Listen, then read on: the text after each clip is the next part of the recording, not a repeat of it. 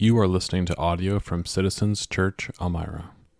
You can find more resources and learn more about our church at citizenselmira.ca. Good to see you all here this morning. If you're a guest with us at Citizens, we're glad that you're here. My name is Darcy. I'm the pastor and one of the elders here. We're glad that you're with us. Thanks, Carrie, for sharing on Witness this morning. If you've been around all summer, we've been having different people give testimonies related to the 6 practices that we are living out here at Citizens Church, and so Witness was the last one, and we appreciate your insight there. A couple of quick announcements. Today is our membership class, and that's going to be at 11 o'clock if you signed up.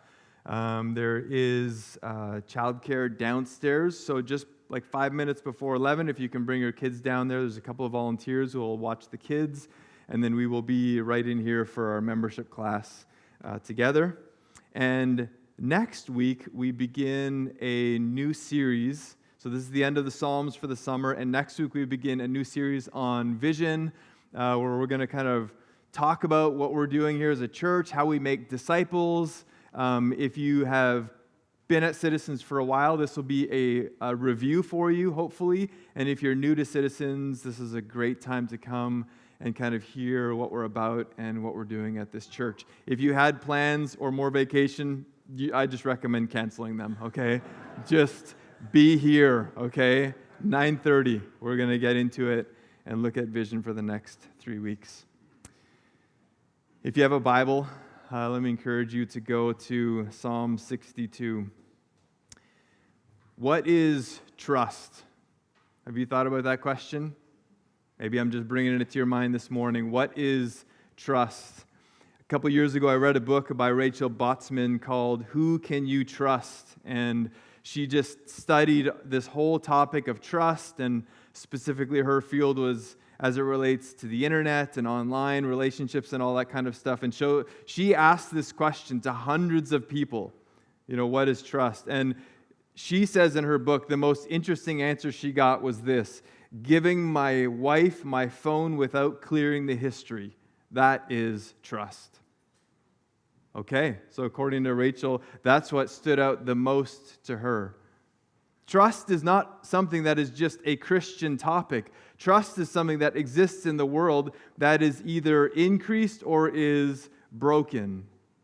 Historically, trust has been something that has been taught and relayed to other people. Confucius famously said this to one of his disciples: abandon weapons first, then food, but never abandon trust. People cannot get on without trust. And then he said, trust is more important than life. So that's an Asian philosopher who comes with a message of trust and the importance of it. And in our psalm this morning, Psalm 62, David is going to make a claim, and he's not even trying to hide it. It's not really a tricky text. We're going to look at it and see that it's pretty plain to see. David is going to put out there for us this idea, this proposition, that we should put our trust in the Lord because of His love. We should put our trust in the Lord because of His steadfast love. So if you have been around Citizens at all, you know that this is our 5th summer of doing Psalms. And so this Sunday is the end of our 5th season doing it, and we've gotten to 62. And so we're going to look at Psalm 62, and over these 62 sermons, that you can go back and listen to almost any of them, we've seen that there's all kinds of different genre in the Psalms. A lot of this summer was spent in lament. There's Psalms of thanksgiving and of praise and of kingship. But this is one of the Psalms that is in the category, I think there's only maybe 5 or 6 of them, in the category of trust or testimony or confidence. That's what this psalm is. It is a psalm of confidence and trust in God. There is a clear invitation here to trust in the Lord no matter our circumstances. And David is going to explain that here in Psalm 62. Now, We've touched on this before, but in the Psalms, there are literary features that actually help us make sense and understand the points. One of them is chiasm. Does anybody remember me using that word before? Okay, no hands are up. That's great. Okay, one hand. Chiasm is a poetic structure that is most plainly seen in the Psalms, but it's actually all over the Hebrew Scriptures. It is a way of taking two ideas and contrasting them over and over again with a order that actually drives you to the center point. So if you see, this is Psalm 62, the text that we're going to look at. So there is some correspondence here. Verses 1 and 2 and 11 and 12 kind of speak to the same issue. Then the B section, and then ultimately the center, 5 through 8, is kind of X that marks the spot on a treasure map. That is where David really wants to take us and to lead us, and that is what he's saying is the point of this psalm. And so I'm not going to go over David. We're just going to follow his structure, okay? That's going to be the 3 steps of this sermon right here. And it begins with this statement: trust is personal. Trust is personal. So there's lots of definitions for trust out there, but when I looked up just in a dictionary, it said this, that trust is to hope or to expect confidently. That is what trust is. Now, the challenge with trust is that there is a waiting period till something is delivered, whatever that is. If you trust in someone and you're waiting for something, there is a span of time where your trust is going to be tested. A couple of weeks ago, I filled out all the forms for a passport renewal. My passport was coming up, so I filled out the 2 pages, the document. I got the pictures, which always look horrible, right? Got a picture, Shoppers Drug Mart, everything's all signed up. I go into the office, I wait in line for 45 minutes, and then we do the last bit of paperwork, and here's what the lady said to me. You've filled everything out. Your passport will now come in the mail. Give it about 2 or 3 weeks. That sounds great. My degree of trust now in this waiting period, I haven't received it yet, so we're about 2 weeks in here, okay? My degree of trust is in, my relationship with the entity that is actually going to accomplish what needs doing. And in this case, it's the Canadian government. Do I trust that they are actually going to fulfill their word? They're going to create this document, this little booklet that I can use to travel around the world. I'm pretty confident it's going to happen, okay? I'll let you know in a week or two. But the confidence is there. But the reality is in the waiting is where we are tested. It's in the waiting where all kinds of doubts and ideas can come into our minds. All kinds of circumstances can be brought into our presence that can make it difficult to continue to trust. And as we've been looking at these Psalms this summer, most of the Psalms that we've been looking at this summer have been Psalms of David. And we know that David as well had a life that was filled with highs and lows. That in the waiting for all that God had promised for him, there were great things that happened and difficult things that happened. I just did a quick scan of 1 Samuel, where you can get a portion of David's life, and you can see all kinds of things that happen in his life.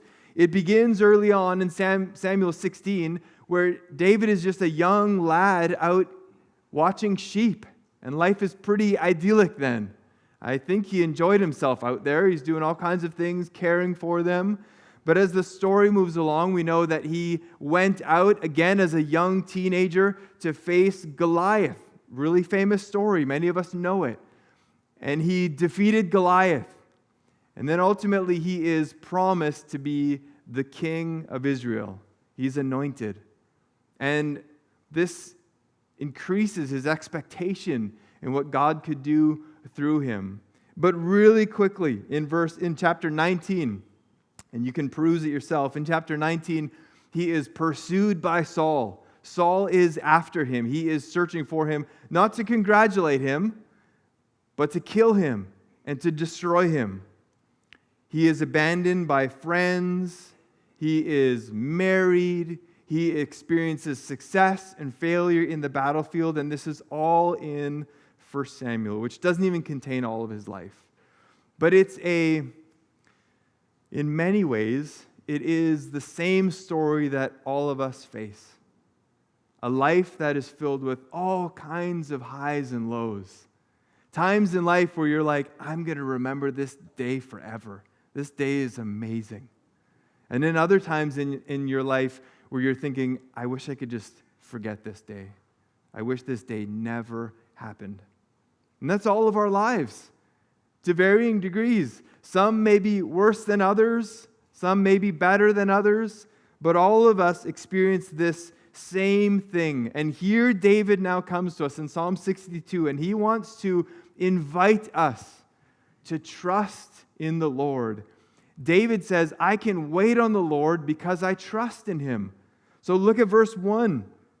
He starts by saying this, for God alone my soul waits in silence. From him comes my salvation. He alone is my rock and my salvation, my fortress. I shall not be greatly shaken. So this is David's personal trust in the Lord.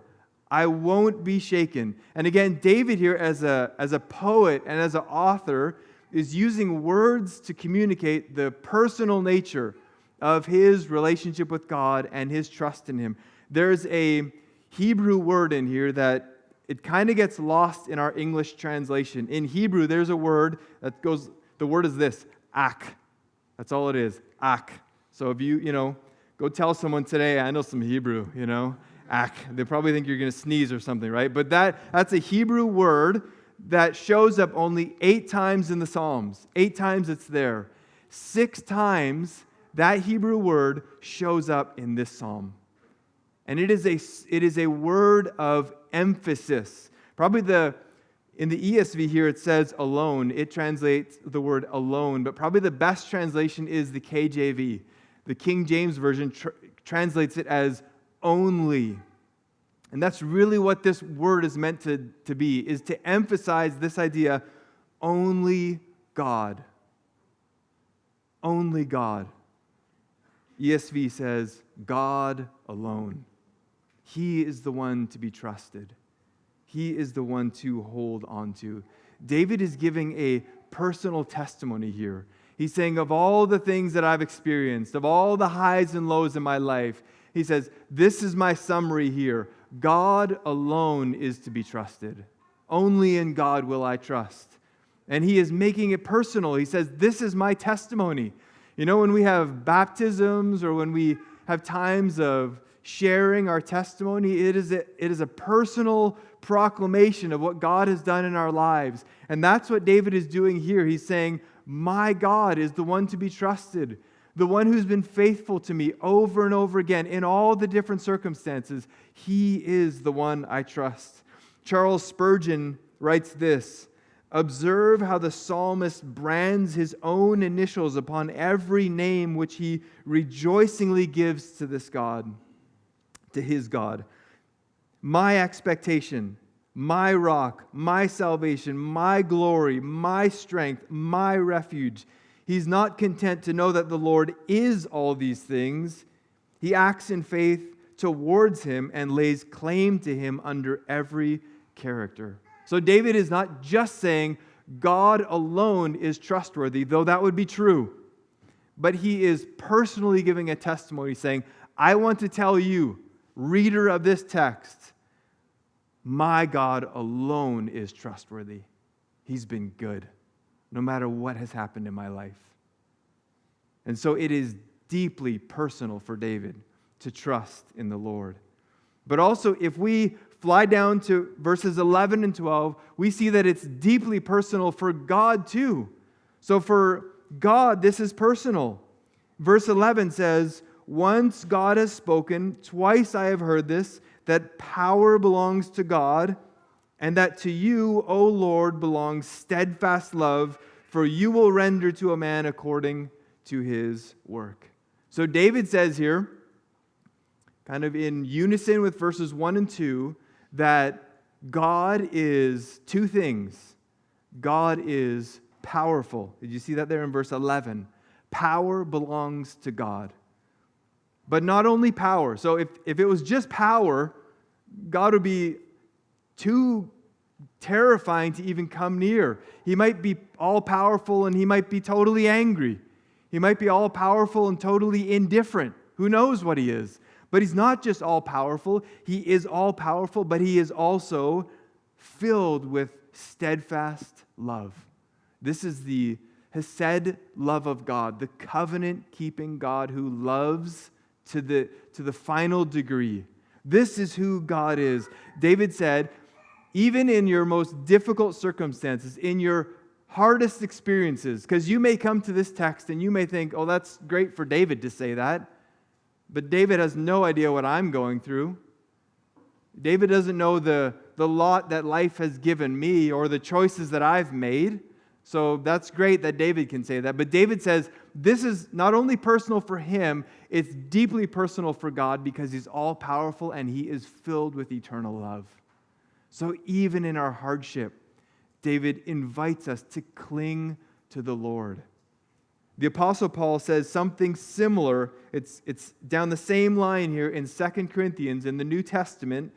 The Apostle Paul writes this, "For we do not want you to be unaware, brothers, of the affliction we experienced in Asia. For we were so utterly burdened beyond our strength that we despaired of life itself. Indeed, we felt that we had received the sentence of death." So Paul says, we were doing God's work, we were following God's will, and such hardship came into our life that we had no answers for it. The only answer was maybe death is better than this. But then he goes on, but that was to make us rely not on ourselves, but on God who raises the dead. He delivered us from such a deadly peril, and he will deliver us. On him we have set our hope. Paul says, even in the midst of the hardest of circumstances, we continue to set our hope and put our trust in God. God will be faithful. God knows what he's doing, even in the midst of this hardship.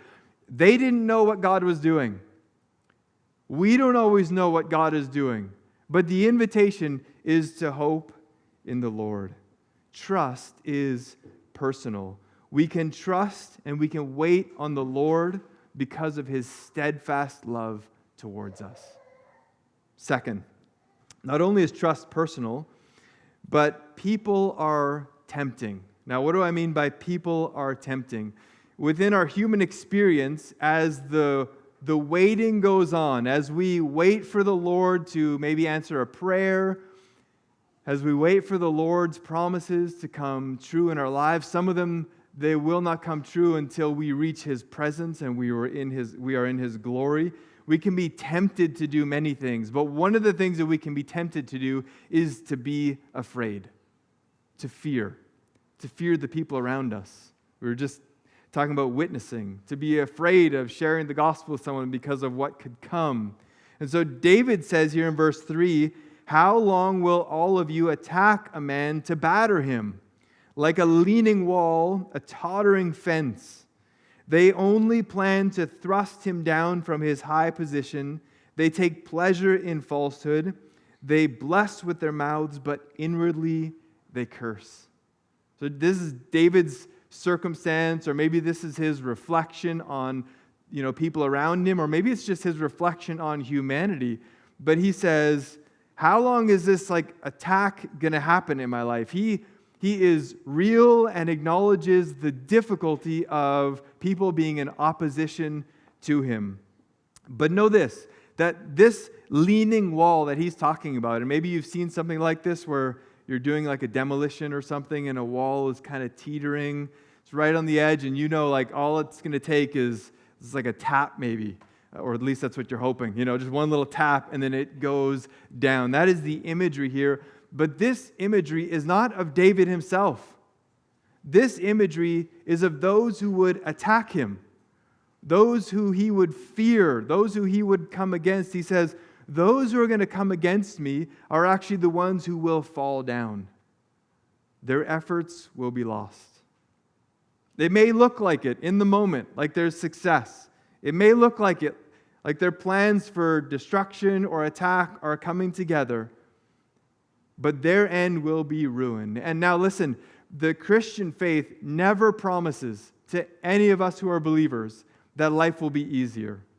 If anything, if you do a scan of the scriptures, you're going to see the opposite, that God's people struggled in life, they had people come against them, and Jesus and the New Testament kind of promises for us difficulty will come our way if we choose to follow Jesus. So that is the road for believers. It shouldn't be shocking to us. But to be afraid of those who can bring trouble into our lives is not our calling. We are invited to trust in the Lord and invited along the journey of life to increase our trust in Him, which for some of us is really difficult, and for others have learned to do it more and more in whatever circumstance you're in. But I think maybe the second part of this, the second temptation, is not so much fear for us. We still live in a land that is quite free. Now, maybe if you would, go into certain spaces, you might feel afraid for yourself. But I think the second temptation is actually greater. And it's not to fear others, but it's actually to revere others, to put our hope and trust in people of all sorts. We definitely live in the age of politics. Now, politics has always been around, but for some reason, at this season in our world, there has been an increase in reliance and hope on ideologies, on political leaders, on parties or platforms. There has been this increase in trust and hope set in people.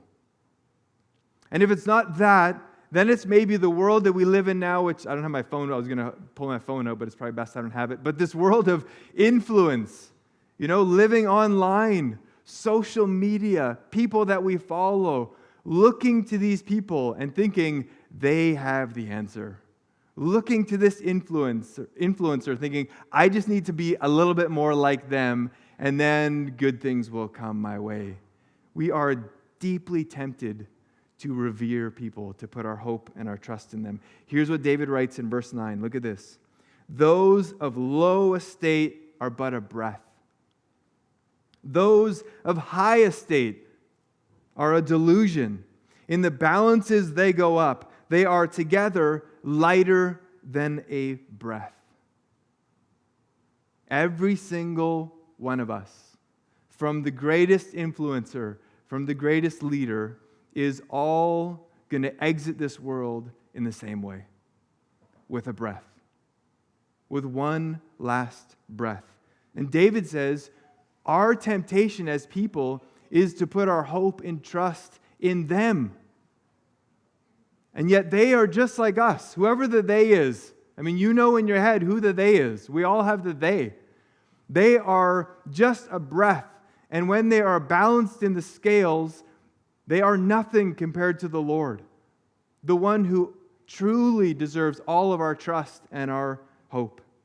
And so I can vividly remember being in my 20s and being really into a certain, it was basically like a celebrity pastor at that time. I was like, this guy's amazing, writing books. And I remember going and talking to an older gentleman, and I was talking about him, and I was like, what do you think about this guy? And he said, he had some sort of accent, so I'm not going to try and do it, but he said something basically like this, flavor of the month. That's what he told me. And I distinctly remember at that time, I was in my 20s, thinking, this guy's clueless, this old guy. He has no idea how amazing and important this new guy is. And I was slightly insulted in that moment, okay? But I've come to realize that he was right. People come and go. Humans rise and fall. Some of them, their influence lasts for a long time. And some of them, the influence they bring is good. This is not to say that every influence is bad. There are some great influences out there that shape our world, but none of them are like the Lord. They are all like a breath. They come and they go. Malcolm Muggeridge, who was a well-known British journalist in the 20th century and a Christian. He wrote this quote here. It's a little longer, so hang in there with me, okay? Here's what he wrote. We look back upon history, and what do we see? Empires rising and falling, revolutionaries and counter-revolutions, wealth accumulating and wealth dispersed, one nation dominant and then another. Shakespeare speaks of the rise and fall of great ones that ebb and flow with the moon. I look back on my own fellow countrymen, Englishmen, he was English, ruling over a quarter of the world, the great majority of them convinced, in the words of that still favorite song, that God, who's made the mighty, would make them mightier yet. I've heard a crazed, cracked Austrian announce to the world the establishment of a German Reich that would last 1,000 years. An Italian clown announced that he would restart the calendar to begin his own ascension to power. I've heard the murderous Georgian brigand in the Kremlin acclaimed by the intellectual elite of the world as wiser than Solomon, more humane than Marcus Aurelius, more enlightened than Ashoka.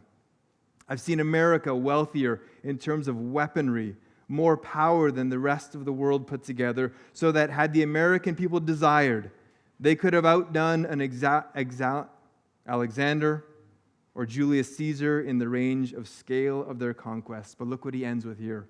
All in one lifetime. All in one lifetime. Emphasis his. All gone with the wind. Nations coming and going. People rising and falling. Wealth coming and going. And so David says in verse 10, don't put your trust in these things. Put no trust in extortion. Set no vain hopes in robbery. If riches increase, set not your heart on them. Whether it's people of influence, the money you have, the things that you are tempted to revere, David says they will come and they will go. So what's his call? Trust is personal. People and the things that they bring into this world are tempting. But he comes back and says, trust is essential. This is the core of it. So remember, this is chiastic structure. So these verses now, verses 5 through 8, are where David has been leading us. This is the point. And one scholar wrote there's a massive section, I think it's Psalm 51 through Psalm 72, and he even says all these psalms are structured so that Psalm 42 is the center of the chiasm, and at the center of Psalm 42 is these 5 verses. So in this whole section, all of this summer has been driving to these next 5 or 10 minutes, okay? This is the point. This is what David and God's Word wants us to see today. And that is that we were called to trust in the Lord. That trust is essential because everything hangs on the Lord. Everything hangs on the Lord. Look at verse 5. For God alone my soul will wait in silence. Oh, my soul, wait in silence. For my hope is from Him. He only, there's the ak again, He only is my rock and my salvation, my fortress. I shall not be shaken. On God rests my salvation and my glory. My mighty rock, my refuge is God. So these are almost identical to the earlier verses 2. And so anytime in Scripture, here's a little Bible study note. Anytime you see something repeated, that's the Bible's way of either emphasizing something or getting our attention. And so here we have these verses almost repeated exactly again. And David is trying to get our attention one more time, but there's some subtle changes to it. And the only changes that he makes to them are to increase his explanation of our trust in the Lord. That's all he's trying to do. So for an example, in verse 2, he says, my fortress, I shall not be greatly shaken. But then in verse 6, he says, my fortress, I shall not be shaken. Period. I will not be shaken. Not even a little bit. So this is David's way to come back to us one more time. And You could call it like maybe his version of a knockout punch or something, or whatever it is. He is trying to rehearse again for us the essential nature for all of humanity to trust in God, to put their hope in God. And David is doing one of the most controversial things that is out there. Now, Christians, there's many things about Christians that people find controversial or maybe different from their own lives. I mean, what we're doing right now, sitting in a slightly cool church building on a Sunday morning, it's a beautiful Sunday morning. A lot of people would look at you and say, like, why are you doing that? Why are you here on a Sunday morning? You could be doing more yard work, or you could be boating or golfing or whatever it is that you're doing.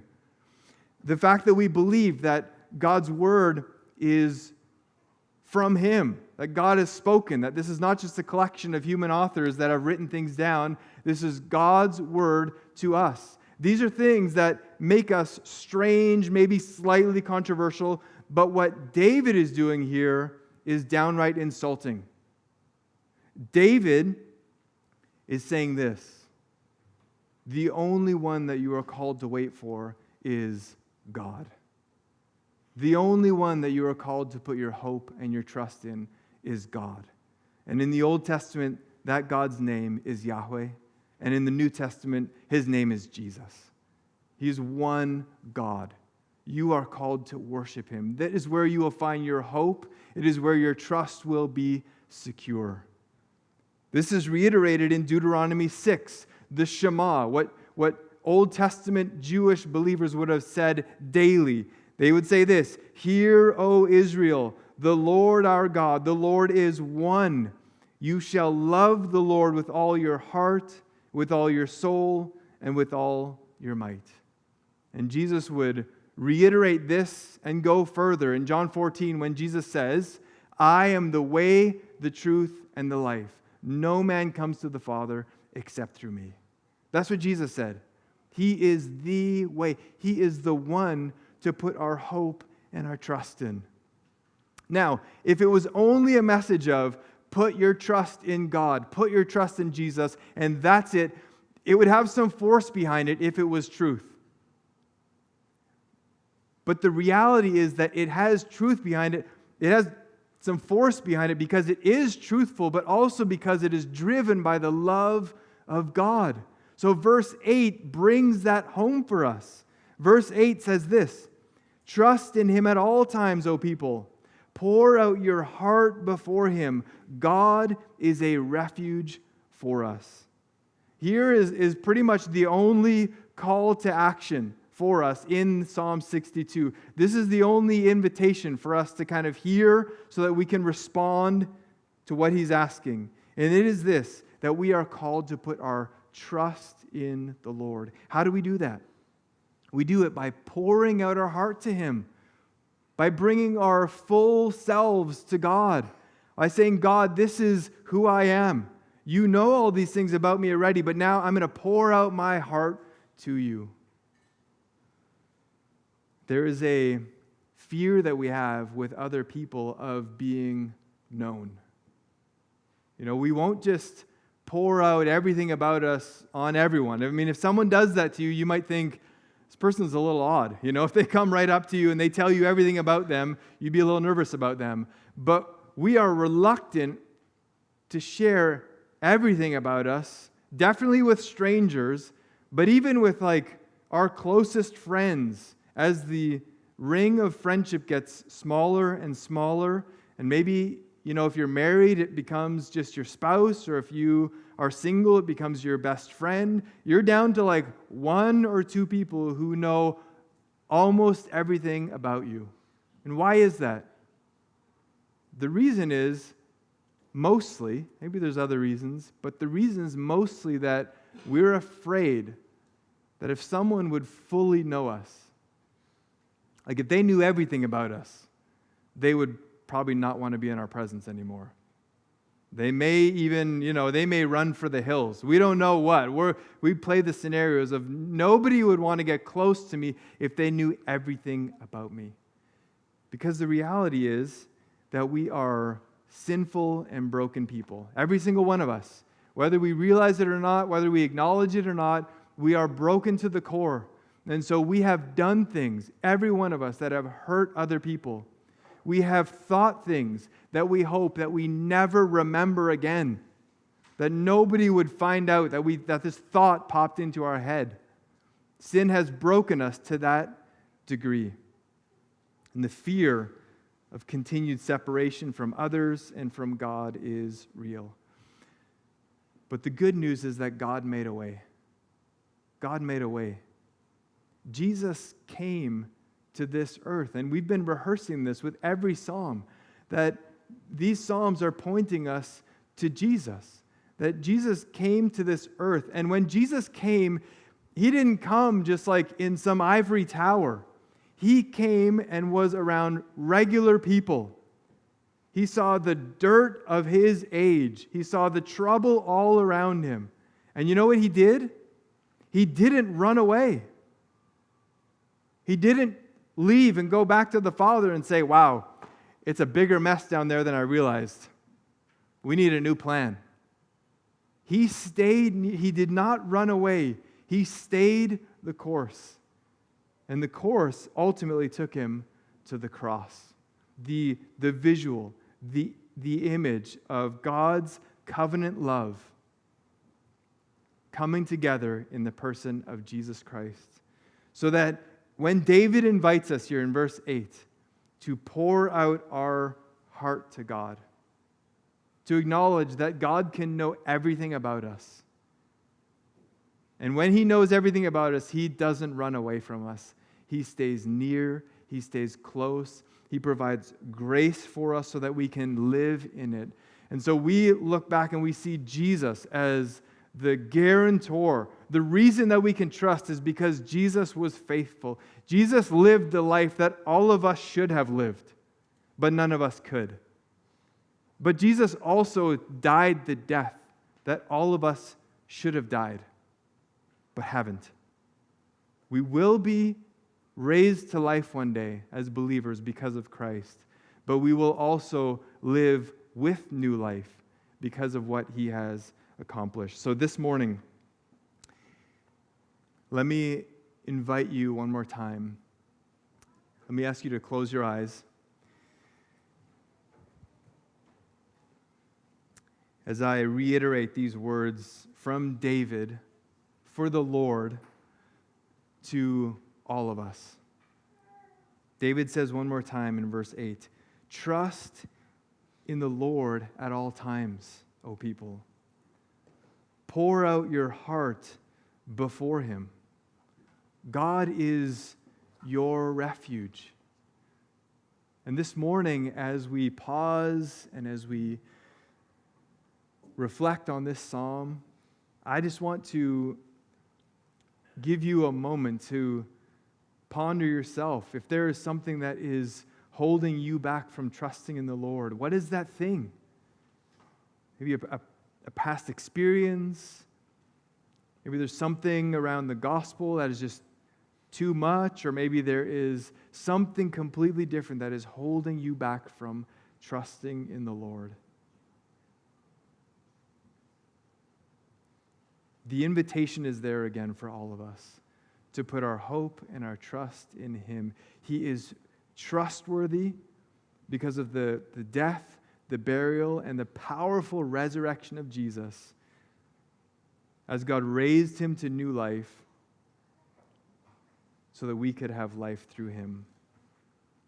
Lord, would you remind us this morning, wherever we're at, help us, God, to put our trust in you. Where we are weak, and all of us are, may you strengthen us, and may this be a day where we put our hope and our trust in Jesus once again. In his name we pray. Amen.